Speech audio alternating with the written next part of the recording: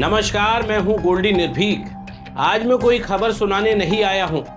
आज मैं इस देश की जनता से कुछ सवाल पूछने आया हूं। आज सोशल मीडिया पर लाखों लोग भरत तिवारी के लिए पोस्ट लिख रहे हैं, श्रद्धांजलि दे रहे हैं, न्याय की मांग कर रहे हैं। लेकिन मेरा पहला सवाल है, जब भरत तिवारी व्यवस्था और भ्रष्टाचार के खिलाफ आवाज उठा रहा था तब ये लाखों लोग कहां थे? दूसरा सवाल, जब उसे जनता के समर्थन की जरूरत थी तब समाज क्यों मौन था? तीसरा सवाल, क्या हमारा काम सिर्फ किसी के जाने के बाद फेसबुक, इंस्टाग्राम, ट्विटर पर पोस्ट डाल देना है? चौथा सवाल, क्या क्रांति अब सिर्फ सोशल मीडिया तक ही सीमित रह गई है?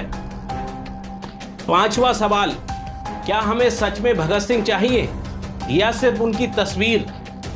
छठा और सबसे बड़ा सवाल, अगर आज भगत सिंह, चंद्रशेखर, राजगुरु और सुखदेव जैसी सोच वाला कोई युवा इस व्यवस्था से सवाल पूछे तो क्या हम उसके साथ खड़े होंगे या उसे भी अकेला छोड़ देंगे?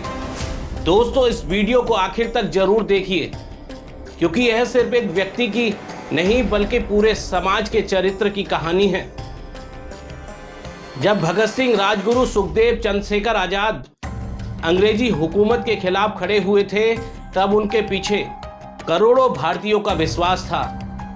जनता को आजादी चाहिए थी, अधिकार चाहिए थे, इसलिए उनकी लड़ाई पूरे देश की लड़ाई बन गई। लेकिन आज हर व्यक्ति कहता है कि भ्रष्टाचार खत्म होना चाहिए, झूठी राजनीति खत्म होनी चाहिए, ईमानदार व्यवस्था होनी चाहिए। लेकिन जब कोई एक व्यक्ति सवाल पूछता है तब उसके साथ कितने लोग खड़े होते हैं? यही सबसे बड़ा सवाल है।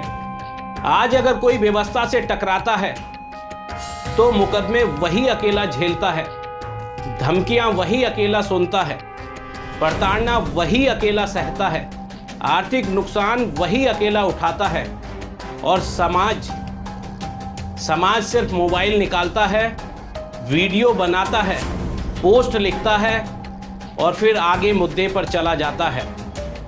यही कारण है कि आज संघर्ष तो शुरू होते हैं लेकिन जन आंदोलन नहीं बन पाते। शायद इसीलिए आज एक बात बिल्कुल सच लगती है, हर व्यक्ति चाहता है भगत सिंह फिर से पैदा हों, लेकिन अपने घर में नहीं, पड़ोसी के घर में।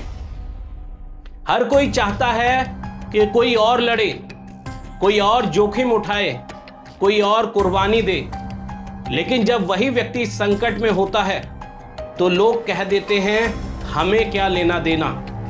आज सवाल सिर्फ सरकारों से नहीं, इस देश की जनता से है। अगर कल फिर कोई युवा भ्रष्टाचार के खिलाफ आवाज उठाए तो क्या आप उसके साथ खड़े होंगे?